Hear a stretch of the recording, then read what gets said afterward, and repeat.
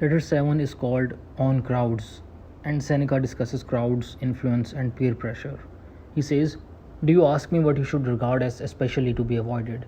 I say, crowds, for as yet you cannot trust yourself to them with safety. To consort with the crowd is harmful. There is no person who does not make some vice attractive to us, or stamp it upon us, or taint us unconsciously therewith. Certainly, the greater the mob with which we mingle, the greater the danger. Much harm is done by a single case of indulgence or greed. The familiar friend, if he be luxurious, weakens and softens us. The neighbor, if he be rich, rouses our covetousness. The companion, if he be slanderous, rubs off some of his rust upon us, even though we be spotless and sincere. What then do you think the effect will be on character when the world at large assaults it? You must either imitate or loathe the world." Seneca is very black and white and concrete about his ideas. Although I agree, I think there is a silver lining to his message to Lucilius. The crowd that we spend most of our time with should reflect the goals we want to achieve.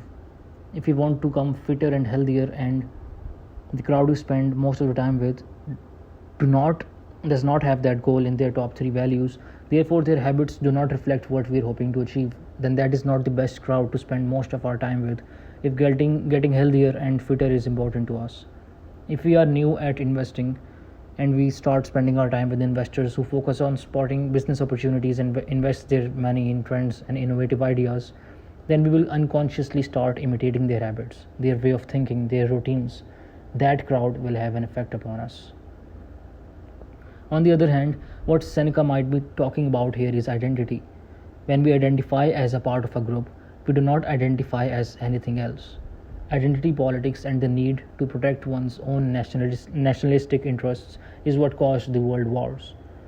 When you associate with a particular crowd or a group, you identify as a member of that group and you will do anything to protect that identity.